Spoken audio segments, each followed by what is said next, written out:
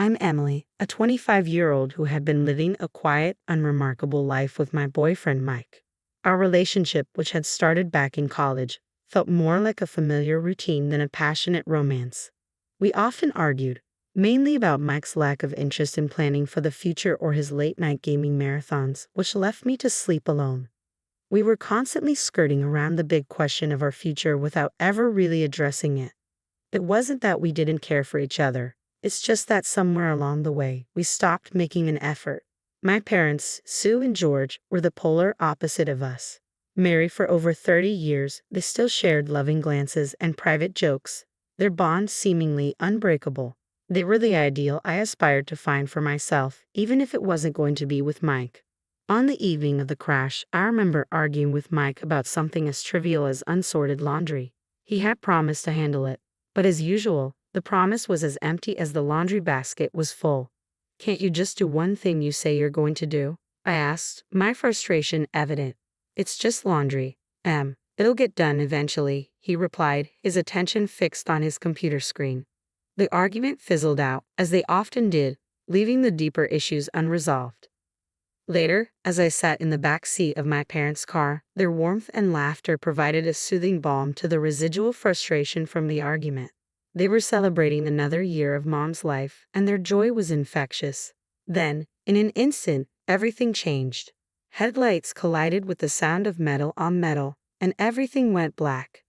When I woke up, the antiseptic smell of the hospital and the relentless beeping of the heart monitor were the first things I noticed. The doctor's words were clinical and detached, but the message was clear.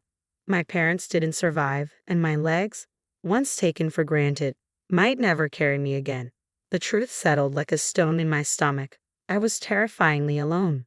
Mike, who had just argued with me about laundry, was now my only connection to a life before the crash. The life where my biggest worry was whether he'd sort the whites from the colors. As the reality of my parents' absence and my potential paralysis began to sink in, a hollow despair took root. The future, once a landscape of possibilities, now felt like a barren field. The hospital room was a bubble where time moved too quickly and not at all. After what felt like an eternity of white walls and echoing silence, Mike walked in, his parents Janet and Bob a step behind him. The atmosphere was heavy with a somberness that made my heart sink even further. Mike pulled up a chair next to my bed and took my hand, his usual bravado absent. His parents stood by the door, a united front of awkward concern. "Hey, Em," Mike began, his voice a rough whisper. "I've been doing a lot of thinking about us." He paused, looking at me with an emotion I couldn't quite place. Everything that's happened, has made me realize how short life can be. I don't want to wait for the perfect moment anymore because it might never come. I want to say something, but the words seem stuck in my throat. What I'm trying to say is, will you marry me, Emily? The question hung in the air, heavy and unexpected. It was the last thing I thought I'd hear, especially now. I searched his face for the impulsive Mike I knew, but all I saw was earnestness. Janet stepped forward, her hands clasped. "We want you to be a part of our family, Emily. We'll take care of you, and it's not out of pity," Bob added quickly. "It's because we love you and want to support Mike in taking this step." I was stunned, my mind racing. This was a lifeline, unexpected and maybe even a little reckless, but a lifeline nonetheless. I looked at Mike, really looked at him, and saw not just my sometimes immature boyfriend, but a man offering support in the most uncertain time of my life. "Mike, my voice trailed off as I tried to gather my thoughts. "It's okay, Em. You don't have to decide right now. I just wanted you to know how I feel," he said, his thumb rubbing circles on the back of my hand. I thought about my parents and the unwavering love and support they had always shown me. Wasn't this what they would have wanted, for me to be loved and cared for no matter what?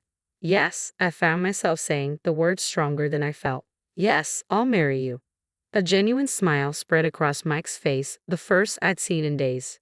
Janet let out a soft sob, covering her mouth, and even Bob's eyes glistened with unshed tears. Moving into my parents' house with Mike should have been a fresh start, a new chapter. The house felt too big for just one person, and everywhere I looked, I saw memories of my parents. I thought Mike would fill some of those empty spaces, but I was learning quickly that his presence was more of a reminder of what was missing than a replacement. In the beginning, he was attentive, always checking on me and making sure I had everything I needed within reach. But as days turned into weeks, The attentive husband act began to wear thin. Mike started spending more time on his computer, his headphones on, shutting me out. One evening, as I maneuvered my wheelchair to the kitchen, I found him staring blankly at his screen. "Mike, have you thought about looking for a new job?" I asked, trying to keep my tone light. "The insurance won't cover everything, and the bills are piling up." He didn't look away from the screen. "I told you, I'm taking care of you now.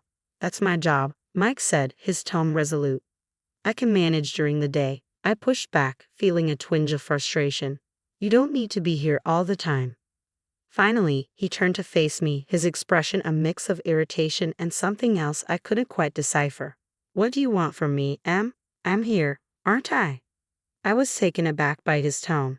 "Being physically here isn't the same as being present, Mike. I need a partner, not just a roommate." He stood up abruptly, his chair scraping against the tile. "You know what, Em? Maybe I need more than this too. Maybe I wasn't cut out to be a nurse." His words stung, and I watched him storm out, slamming the door behind him. I was left alone in the silence of the kitchen, the weight of his words settling around me like dust. I wasn't just alone, I was lonely.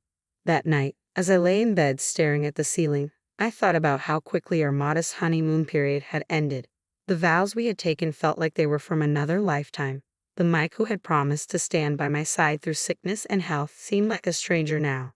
As the weeks dragged on, his absences grew longer and his excuses more flimsy. He was either out with friends or lost in a digital world that seemed to have no room for me. I felt like an obstacle in his life, a burden he hadn't anticipated.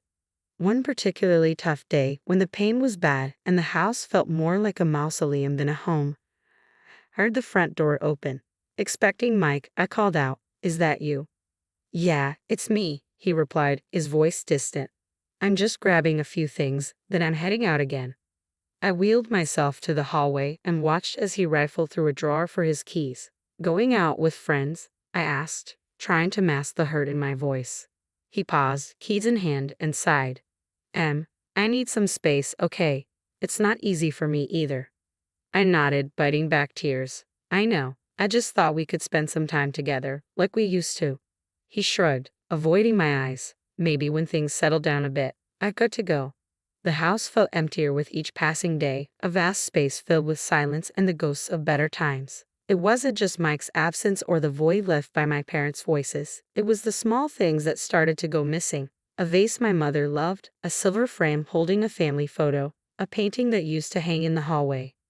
I first noticed it when I was trying to distract myself with memories. I wheeled myself into the living room, intending to look through the photo albums, but as my eyes scanned the room, they fell on the bare patch of wall where the painting had been. "Mike?" I called out, unsure when he had last gone out. There was no answer, and the emptiness of the house seemed to echo back at me. That evening, when Mike returned, I asked him, "Have you seen the landscape painting that used to be in the hallway?"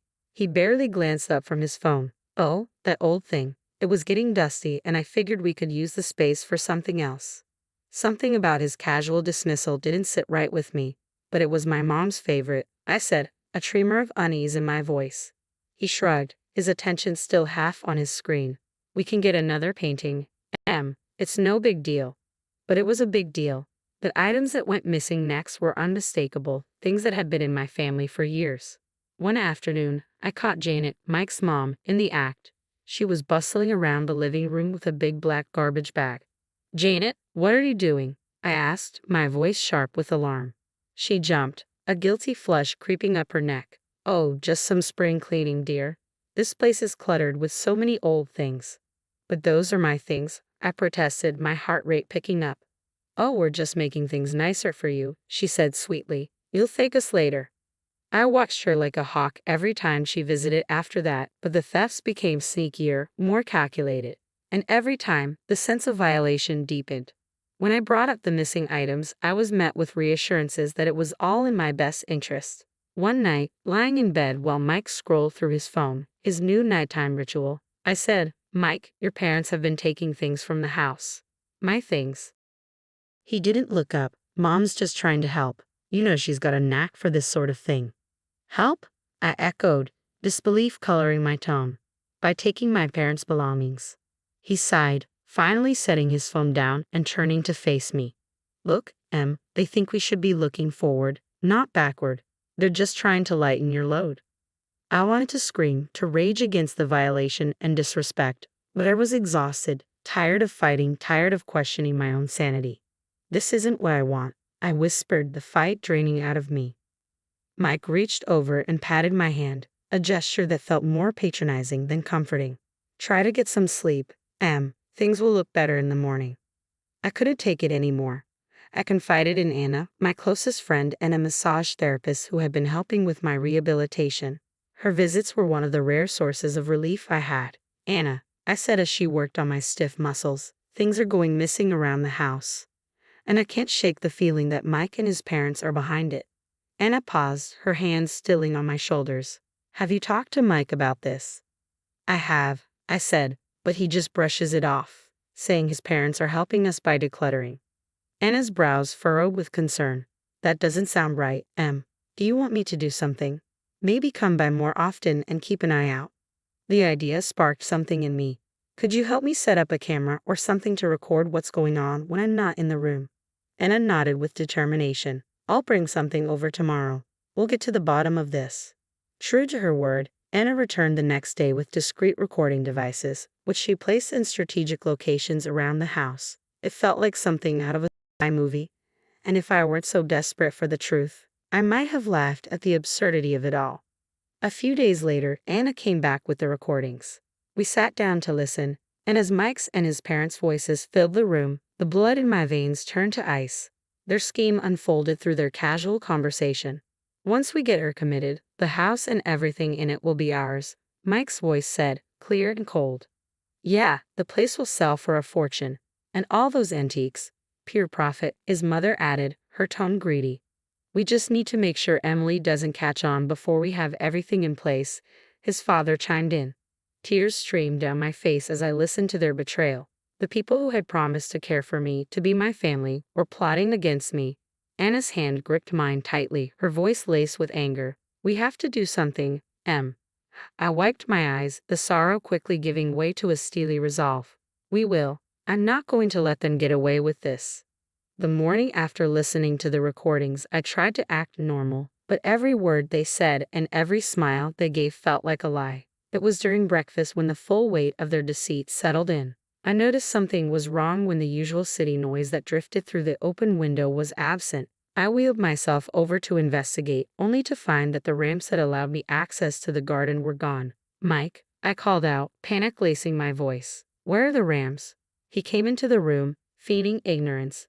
The ramps? Oh, they were looking a bit worn. I thought they needed fixing. I stared at him, trying to process the betrayal. And you didn't think to tell me. How am I supposed to get around? His gaze was evasive as he shrugged. I just thought you'd be safer inside for now, until we get new ones. The room felt like it was spinning, and it wasn't due to my injury. Safer or trapped? The words slipped out before I could stop them. He didn't respond, just turned and walked away, leaving me seething with anger and helplessness. Later, when I asked Janet about it, she was syrupy sweet with false concern. We're just looking out for you, dear. We wouldn't want you to have an accident, she said, touching my shoulder with a faint, insincere tenderness. I pulled away from her touch, feeling the sting of their deceit. I didn't realize needing ramps qualified as a hazard. I replied, my voice steady but my insides trembling. Janet's eyes hardened for a moment before she regained her composure. We're just trying to help, Emily. It's for the best. That night, as I lay in bed, the darkness felt oppressive. Mike was out again, probably drowning his guilt in cheap beer and fleeting thrills. I reached for my phone, its screen a small beacon in the dark, and dialed the emergency number Anna had given me. Anna, I whispered when she picked up. They've removed the ramps. I'm literally trapped in my own home. Her voice was a lifeline amid the turmoil. Hang tight, Em. I'm going to make some calls. We'll sort this out. The next day, I was in the kitchen when I heard the doorbell. My heart pounded as I maneuvered toward the entrance. It was Anna, flanked by a man and a woman in crisp suits with stern expressions. They were from a local disability rights organization here to assess my living situation. Beside them stood my lawyer, Mr. Hammond, clutching a leather briefcase. Emily, we're here to make things right, Anna said, her determination matching the resolve in my chest. Mr. Hammond stepped forward. We need to establish the facts first. Emily, I'll need to see the house and check against the inventory of your parents' belongings.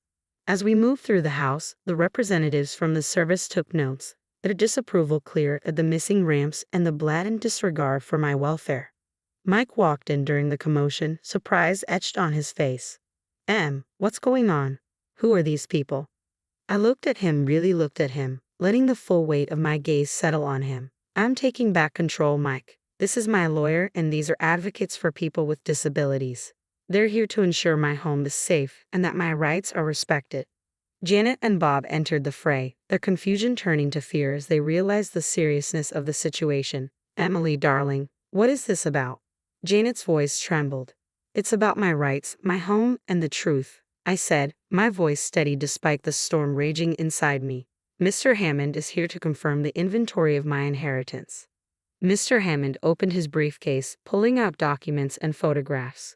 We have detailed records of all items bequeathed to Mrs. Harper. It seems several are missing. Bob's face paled. Emily, I'm sure this is all just a misunderstanding. There's no misunderstanding, I replied, the recordings Anna had provided playing in my head. And I have more than just missing items to discuss. Mike's parents exchanged glances, their facade of caring in-laws crumbling before my eyes. Mike stood there, silent, the reality of the situation dawning on him. Anna moved closer to me. We also have evidence of the conversations you've had regarding Emily's property and well-being. The advocates from the Disability Service spoke up. Removing access to the ramps is a direct violation of Mrs. Harper's rights. We'll be taking action. As Mr. Hammond laid out the evidence of their theft and their plans for my future, I saw the trap I had been in from the outside, but now the tables had turned. I was no longer the victim in their game. I was the one calling the shots. Mike finally found his voice. I can explain. I shook my head. Save it, Mike. I've heard enough. Janet started to cry, and Bob put an arm around her, but there was no comfort to be found in their deceit. The day of the trial was a culmination of everything I had endured. The courtroom was stark, the air thick with tension. Mike and his parents were on one side, looking nothing like the family that had once promised to care for me. I was on the other, with Anna beside me and Mr. Hammond ready with his briefcase of evidence. As the proceedings began, the judge looked down at us from his bench, his gaze lingering on me for a moment. We are here to examine the evidence regarding the allegations of theft and the premeditated exploitation of Emily Harper, he said. Mr. Hammond presented the recordings, the inventory discrepancies, and testimonies from the disability advocates.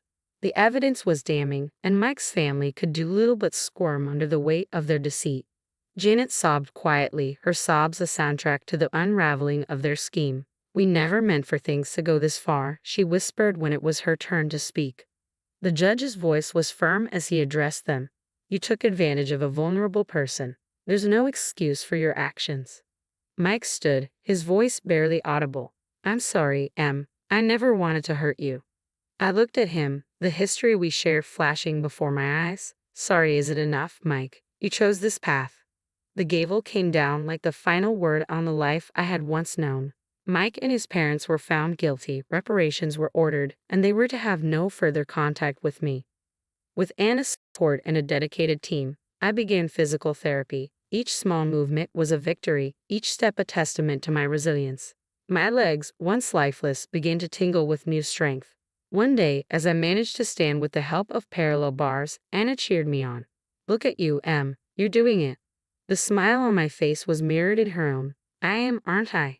The joy bubbled up from a place I thought had been broken beyond repair. I moved forward, one day at a time. The house, once a mausoleum of my past life, was slowly transformed back into a home, a sanctuary where I healed and grew stronger.